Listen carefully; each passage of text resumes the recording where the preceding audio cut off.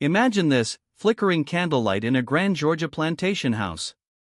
A family of 5 sits laughing softly over roasted chicken and fresh baked bread. Silver clinks. Voices murmur. Then, silence. When the door opens, the room is empty. Chairs pushed back. Food cooling untouched. No footprints. No screams. Just an abandoned table, as if the hand of judgment itself reached down and claimed every soul. What sins invited that moment? Stay with me. Because tonight we walk into the shadows where control was only an illusion, and divine retribution left its warning on the table. The Mercer plantation stretched across 3,000 acres of Georgia lowland like a kingdom built on fragile red clay. That soil didn't just hold moisture, it seemed to hold memories, soaked deep with the sweat, the songs, and the silent prayers of those who had no choice but to work it. On the morning of October 14, 1847, a 12-year-old neighbor boy named Elias rode up the long oak-lined drive, his pony's hooves kicking up dust that glowed gold in the early sun. He carried a simple note about the county fair. What he found instead would etch itself into the bones of everyone who ever heard the story. The dining room door stood half open. Inside, the long mahogany table was still perfectly set. The family's best china caught the morning light in cold, accusing glints. Roasted chicken rested in its silver platter, skin now pale and congealed. Garden vegetables wilted in their porcelain bowls. Fresh bread, baked only hours earlier, had hardened into crusts that looked like stone. Candles had burned to jagged stubs, wax pooled like frozen tears. The chairs, 5 of them, were empty, pushed back just enough to suggest people had risen quickly, yet nothing else was disturbed. No overturned goblet. No dropped napkin. No sign of panic. It was as if the Mercers had simply been erased between one bite and the next, leaving the meal behind as the only witness. Elias stood frozen in the doorway, the note crumpling in his small fist. The silence pressed against his ears like a living thing. He later told his mother he felt something holy, or something angry watching him from the corners of that room. He ran home without delivering the message. By noon the entire county knew, the Mercers were gone. And the table still waited. Before we step any deeper into that house and the night that swallowed its owners, if you're listening from anywhere in the South, Georgia, Alabama, South Carolina, or if you've ever stood near an old plantation and felt the air grow heavy, tell me in the comments exactly where you are.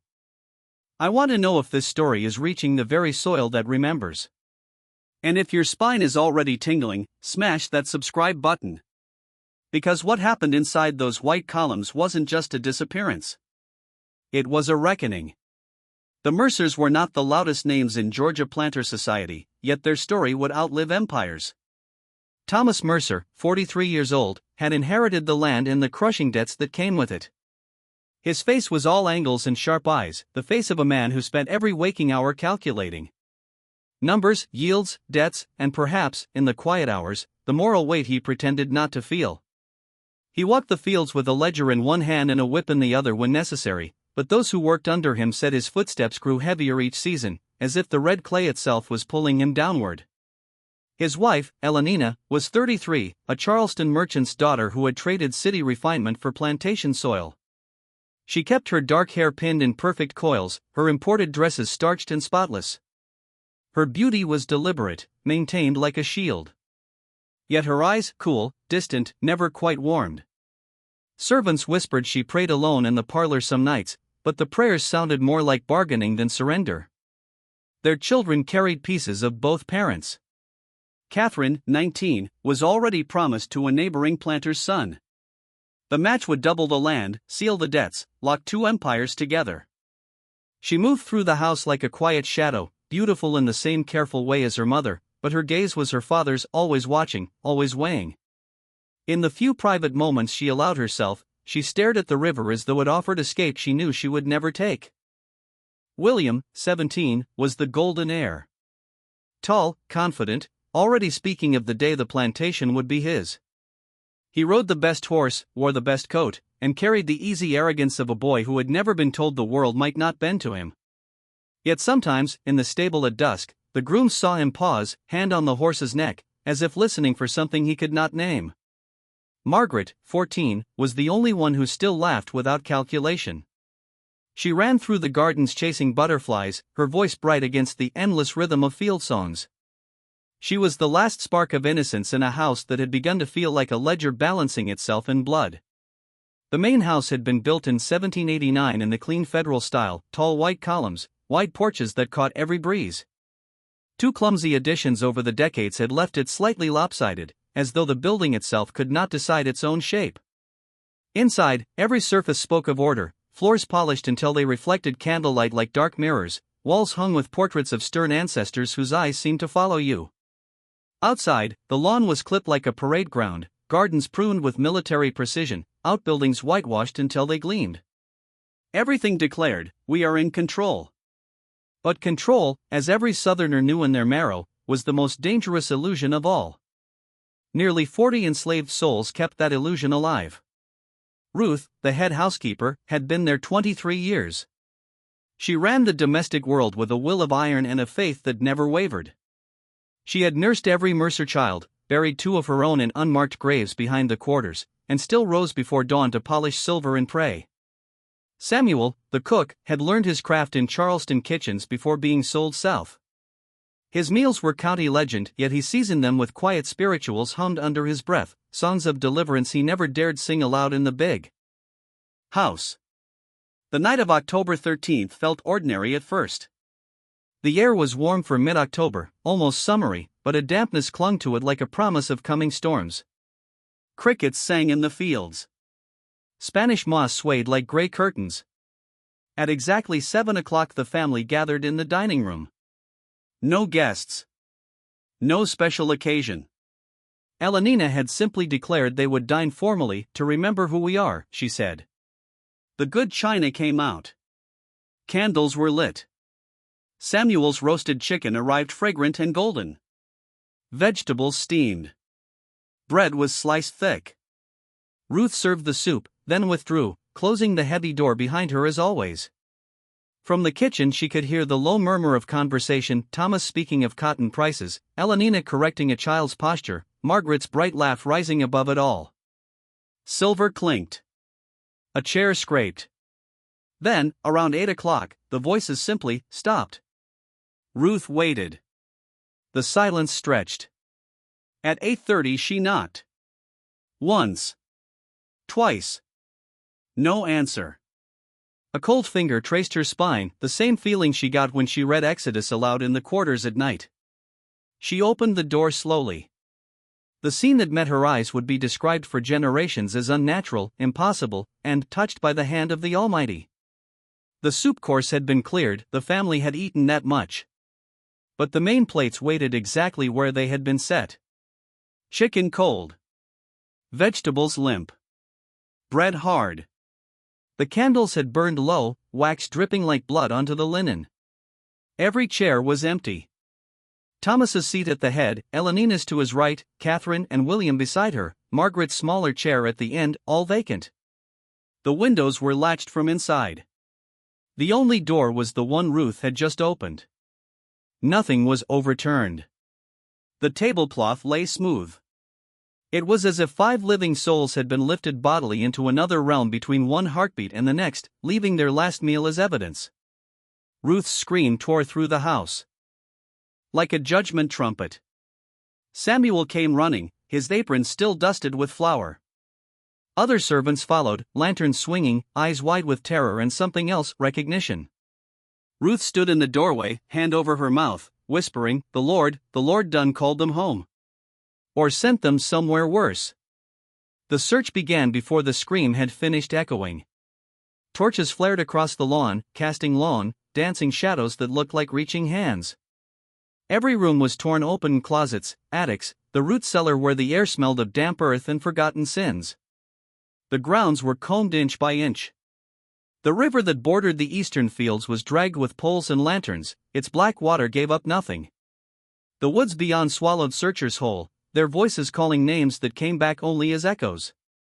By midnight neighbors had arrived on horseback, faces pale in the firelight. By dawn nearly 50 men rode the countryside, dogs baying, rifles ready for something they could not name. They found nothing. Not a footprint. Not a scrap of cloth. Not a single horse missing from the stables, every animal still in its stall, eyes calm, as though they alone had been spared whatever judgment had passed through that dining room. Sheriff James Harrow arrived the next morning. 12 years on the job, he had seen horse thieves, drunken brawls, the occasional murder. He had never seen a dining table accuse an entire family of vanishing. He interviewed Ruth first, in the kitchen where Samuel stood silently beside her. Her account never wavered, the meal served, the door closed, the silence that fell like a curtain, the empty room. "Did you hear anything?" he asked. "Only the sound of my own heart, sir," she answered, and it was beating like the day of reckoning. He examined the dining room himself. Windows latched. Door untouched. Candles burned down to stubs, proof that time had passed after the family sat down. The food had cooled exactly as it should after an hour or more. Yet no one had left through any visible exit.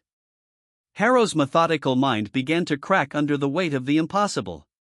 He questioned every servant. Their stories matched Ruth's to the word. No one had seen the family leave. No cries.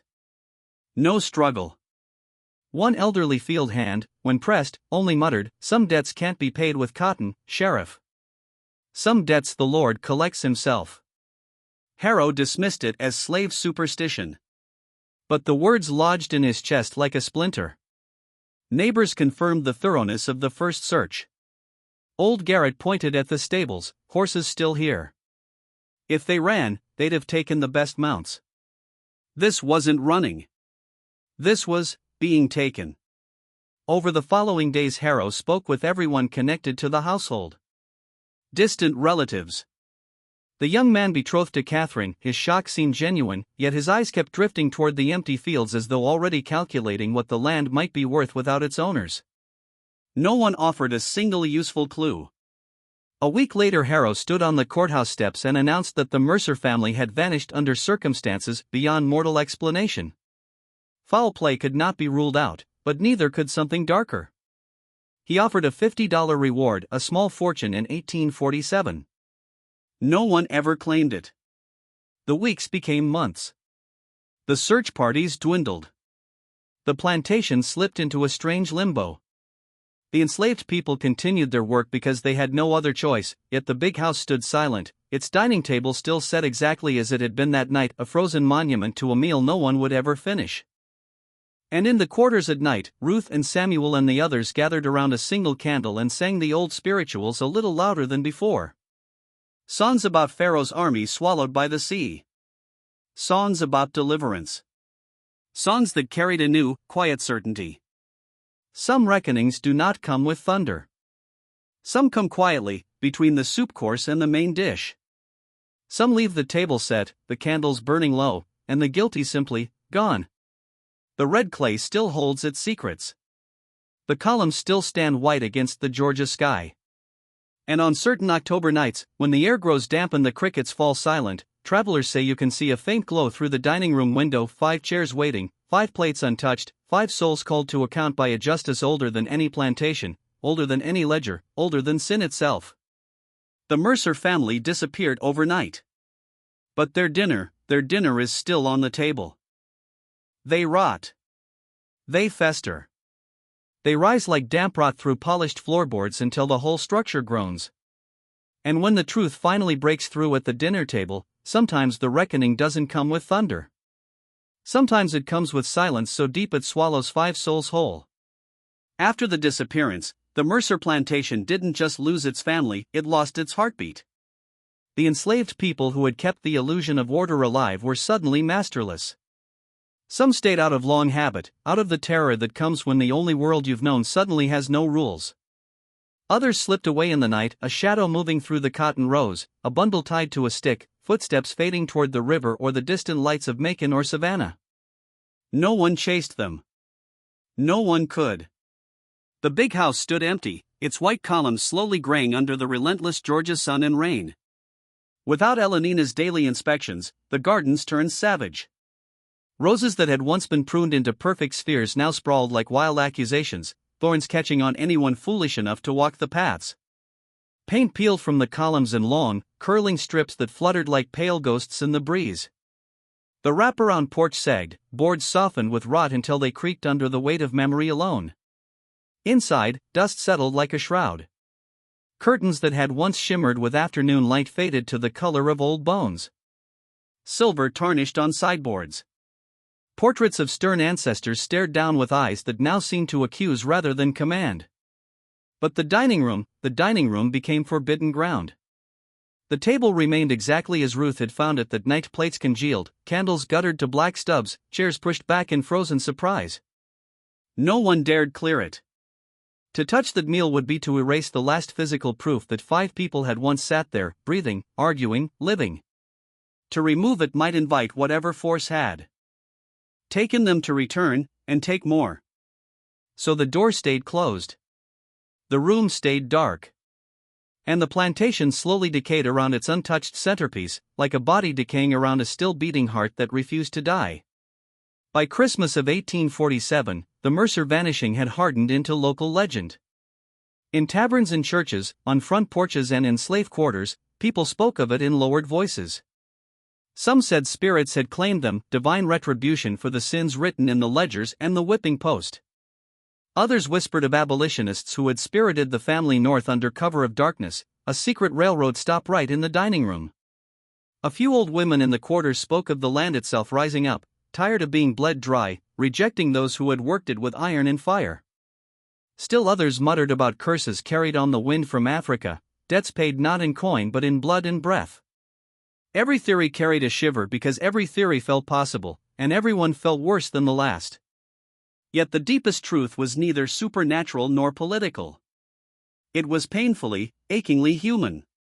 Beneath the surface of that ordered household, fractures had been widening for years, cracks hidden beneath wax polish and starched linen. Thomas Mercer's empire was a house of cards built on borrowed time and borrowed money. The plantation turned a profit, yes, but never enough to feed Elenina's hunger for the life she had left behind in Charleston. She had married down in status to marry up in acres, and she intended to keep every inch of refinement she had brought with her. Imported silks, French perfumes, elaborate dinners for neighbors who barely repaid the favor. Thomas had indulged her because he loved her once or because he feared losing her disdain more than he feared losing the land. By 1847 the debts had metastasized. 3 creditors in Savannah held notes that grew heavier each month. A Charleston banker sent letters edged with legal menace. An Atlanta merchant threatened to seize the cotton crop before it was even picked. Foreclosure loomed like a storm cloud that refused to break. Thomas began to drink in earnest. Not the gentleman's evening glass, the kind of drinking that leaves a man glassy-eyed at noon, hands trembling on the reins, voice sharp with sudden rage or thick with despair. He withdrew from neighbors. He snapped at the overseer. He sat alone in his study at night, staring at columns of numbers that refused to balance, as though sheer will could make debt disappear. Elenina either did not see the crisis, or refused to see it. She continued ordering fabrics from Charleston. She planned autumn entertainments as though the invitations would magically summon solvency. She lived inside a vision of herself so perfect that reality was not permitted to intrude. Catherine saw everything. At 19 she had inherited her father's calculating mind and her mother's careful beauty, but she also carried something new, dread. She had overheard the late-night arguments, read the tone of the letters her father left open on his desk. She understood that her betrothal to young Hutchkins was not romance, it was collateral. Her body, her future, her children yet unborn were assets to be traded for land and breathing room. She had accepted it the way girls of her world were taught to accept gravity. But lately she had begun to feel the ground shift beneath her feet. William, 17 and golden, refused to see.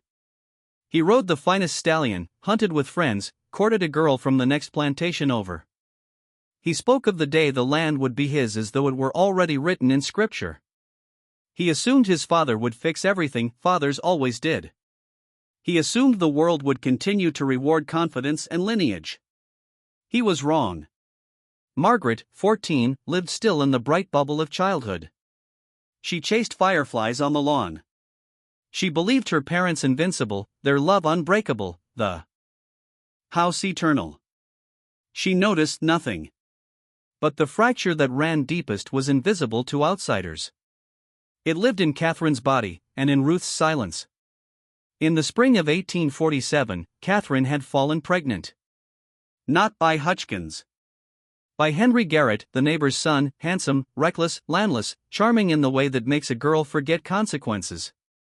They had met in secret, beneath the river oaks, in the hayloft after moonset, in the shadowed garden where jasmine masked their whispers. It had been brief, desperate, incandescent. When the truth announced itself in missed cycles and nausea, terror swallowed her whole. She confided in Ruth, the only soul she trusted with something that could ruin them all. Ruth did not judge. She simply acted. She went to an old woman in the quarters, a root worker whose hands knew plants that could quiet a womb or stop a heart. The herbs were brewed in secret, administered in the dark of Catherine's room. The pain was ferocious. Fever came. Blood came. For 3 days Ruth never left her side, sponging her forehead, whispering psalms, praying that God would forgive what they had done to save what remained. Catherine survived. The child did not. The secret was locked away again, but secrets are living things. They breathe. They grow heavier. They demand payment.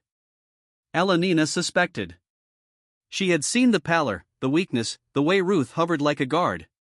She had noticed Catherine's careful steps for weeks afterward, the way she flinched at sudden noise. Elenina was no fool.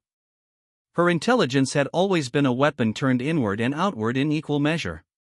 She began to probe, never directly, never crudely, but with the surgical precision of a woman who had learned that power often hides in questions no one dares answer.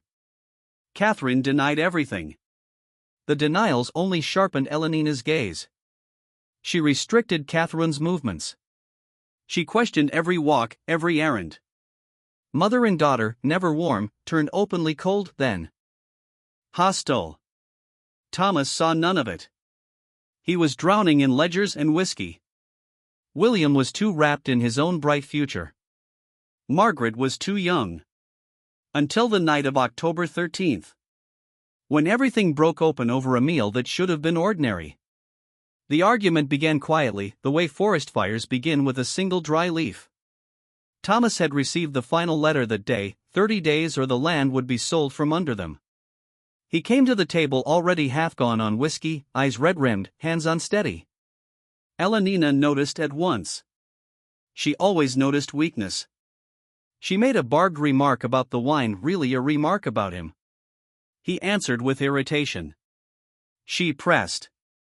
Within minutes the air in the dining room thickened with years of unspoken resentment. "You have failed us," Elenina said, voice low and lethal. "As a husband. As a provider. As a man. My father would have died before letting this happen." Thomas flushed crimson. "Your father traded in bolts of cloth, Elenina. Not in land. Not in souls. It is not the same." "No," she answered. "It is not. My father succeeded. You have not." Catherine, silent until now, set her fork down with deliberate care. "Perhaps if you had not spent us into ruin, mother, father would not be drowning." The room froze. Elenina turned slowly, face draining of color. No one had ever spoken to her that way. Not her husband. Not her children. Not even her mirror. "What did you say?" Catherine's voice trembled but did not break. "I said your extravagance has destroyed us. The dresses. The parties. The endless orders from Charleston. You spend as though money is infinite, and now we have nothing." Elenina rose. "You will apologize." "Now." "I will not." Catherine's eyes filled, but her spine stayed straight. "Because it is the truth. You refuse to see what you've done. You refuse to see anything that threatens the perfect life you invented." Elenina's hand struck the table, not hard, but the sound cracked like a whip. "You.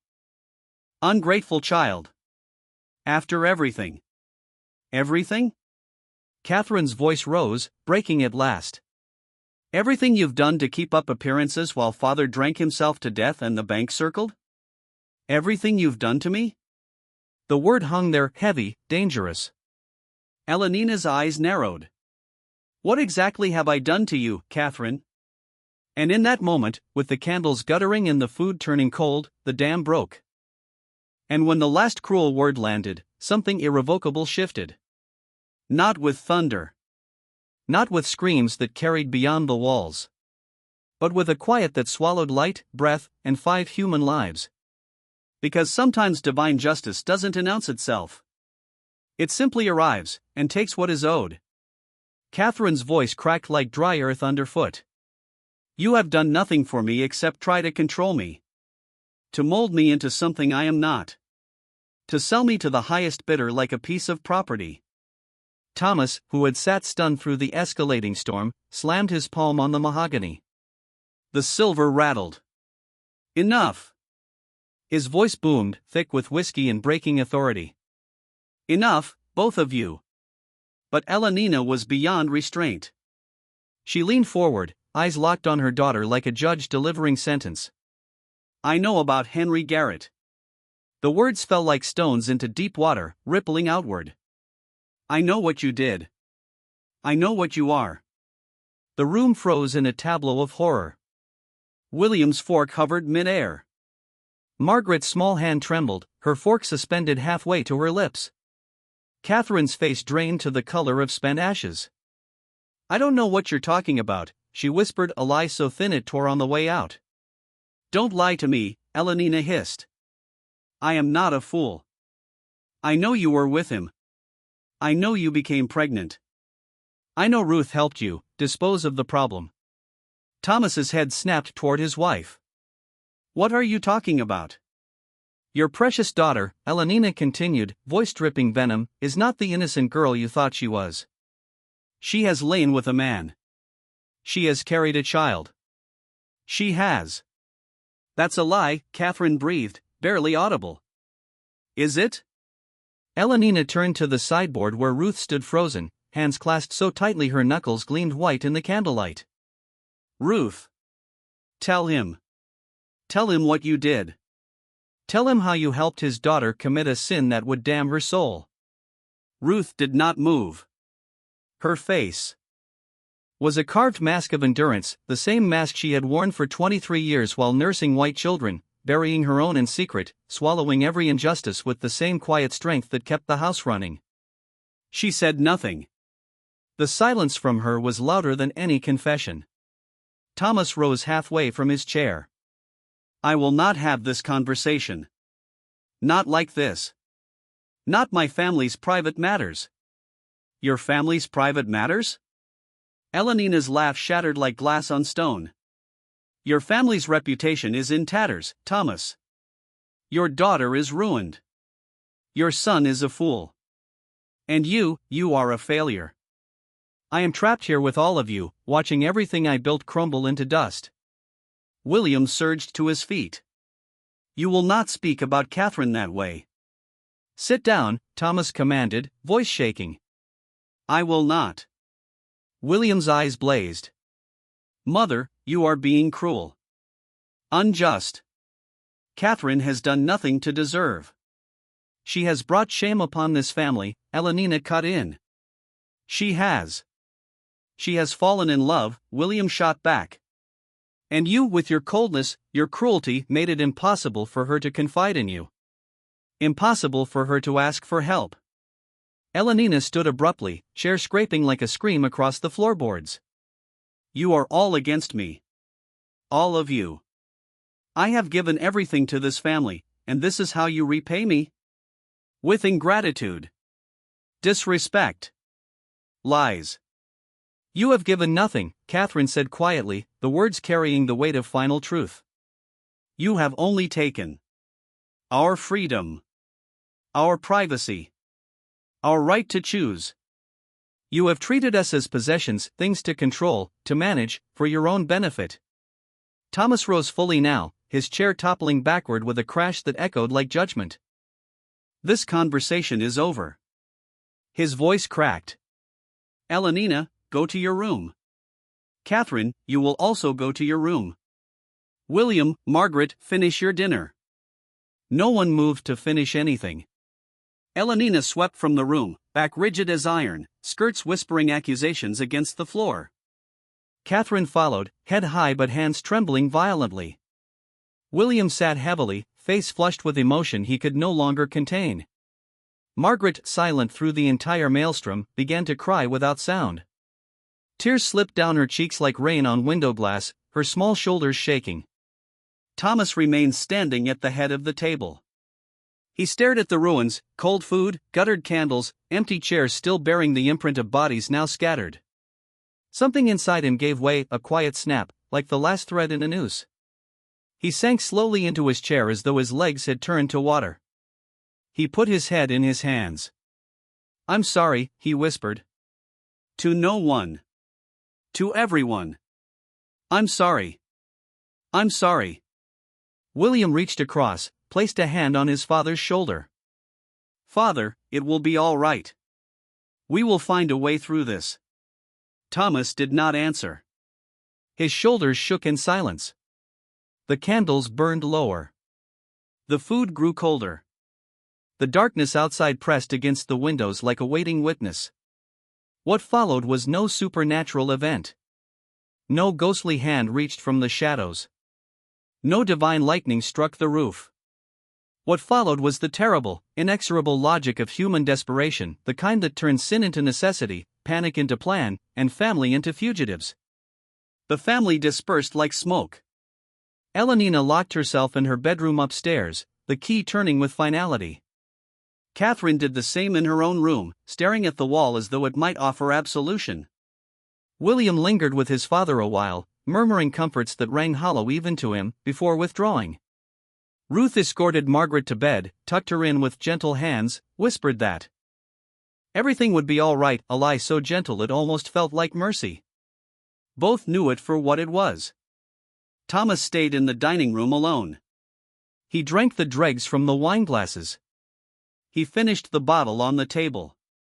When it was empty, he rang for more. Ruth brought it without a word, eyes downcast, understanding already what storm was gathering. Around 9 o'clock, Elenina descended the stairs again. She had changed into a fresh dress, composed her hair, rebuilt her armor of poise. She found Thomas still at the table, bottle in hand, eyes bloodshot.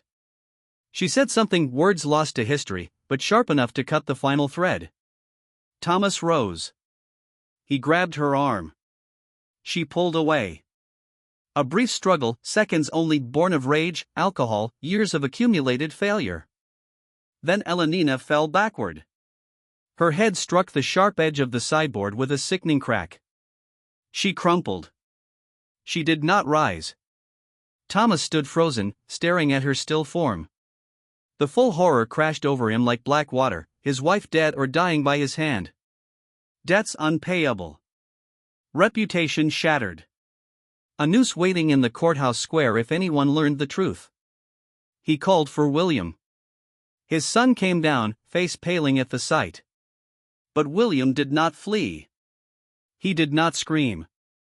He did what his father asked. Together they carried Elenina's body to the cellar, down the narrow stairs that smelled of damp earth and stored apples. They laid her on a cot used for overflow linens, covered her with a rough blanket as though she might catch cold. A pathetic gesture. A delaying of the inevitable. Thomas went upstairs. Called for Catherine. "Your mother has had an accident," he told her. "She is resting. She will be fine." Catherine, still raw from the argument, still angry, did not press. She accepted the lie because the alternative was unthinkable. But Catherine was no fool. As the night deepened, fragments assembled in her mind, the muffled sounds from below, her father's red eyes, William's haunted face. She went to William's room. Confronted him. Broken, exhausted, he told her the truth. Shock. Horror. And beneath it a grim, reluctant understanding. Their mother had pushed them all to the brink. Her cruelty, her control, her refusal to see reality, it had ended here. Now she was gone. And nothing could undo it. The three, Thomas, William, Catherine, gathered in the darkened parlor.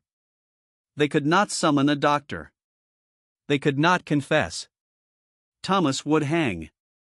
The family would be destroyed. The plantation seized. In desperation, in drunken haze, Thomas formed a plan born of panic. They would flee west, to the frontier where names could be shed like old skins. Start over. Leave debts, shame, and the body in the cellar behind. But Margaret could not be left. At 14 she was innocent, but innocence breaks under questioning. She would talk. The truth would emerge. So Margaret must come. And Ruth. Ruth knew everything. She had seen the fall. Helped carry the body. She could not stay behind. Thomas called her to his study. The family is leaving, he said. Going west. You will come with us. Ruth, who had raised these children, kept their secrets, endured their sins, understood instantly. Elenina dead. Flight imminent. Come, or be silenced forever. She agreed.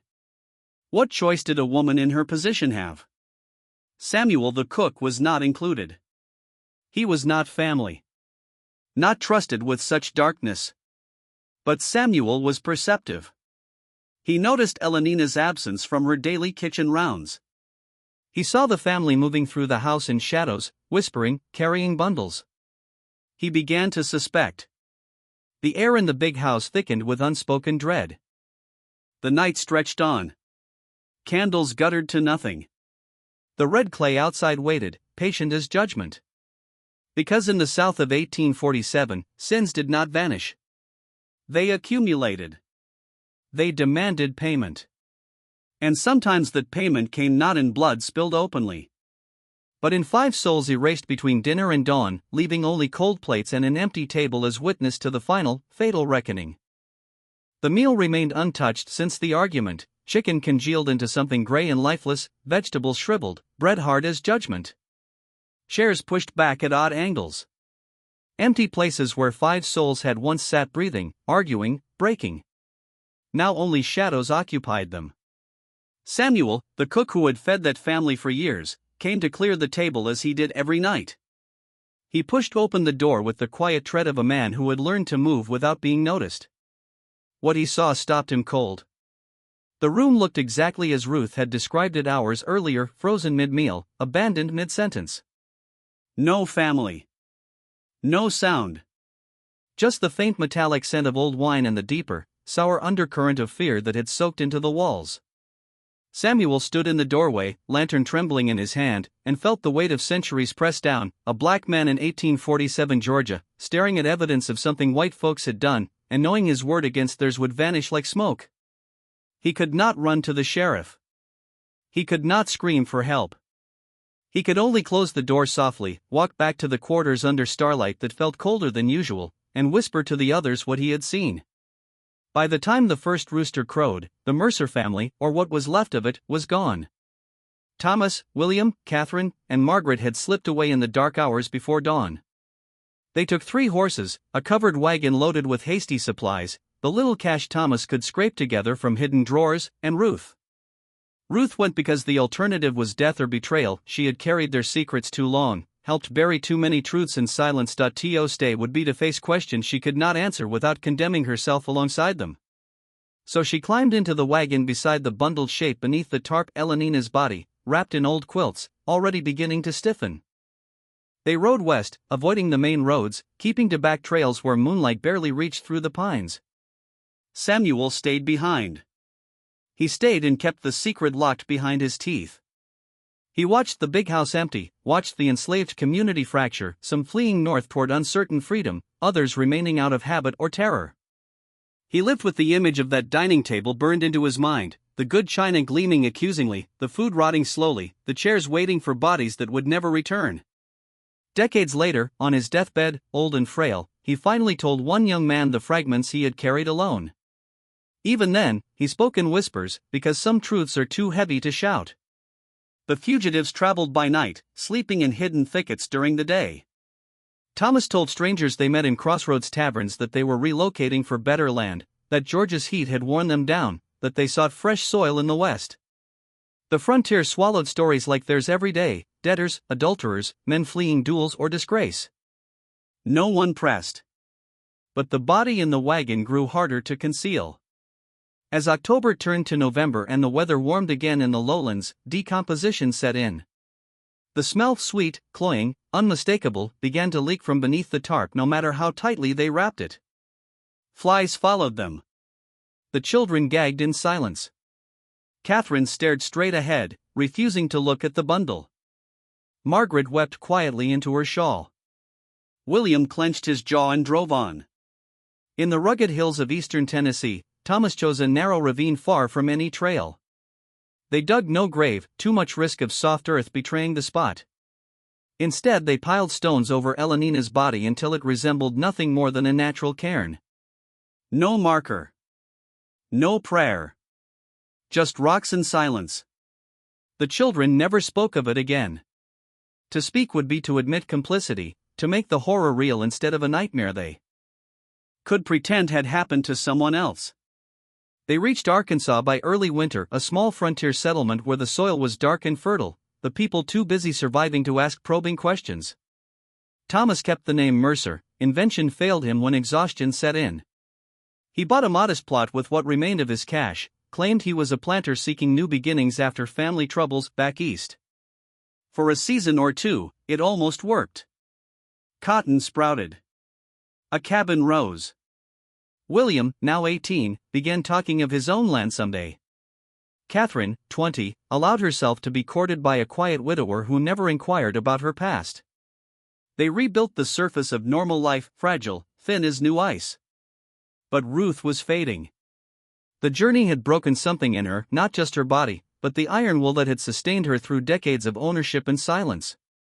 Fever came in the spring of 1848, relentless and deep. She lay in a small outbuilding on the edge of the property, sweating through thin blankets, eyes bright with the clarity that sometimes visits the dying. She called for Thomas. He came alone, sat in the dim light of a single candle. Ruth told him she had written it all down.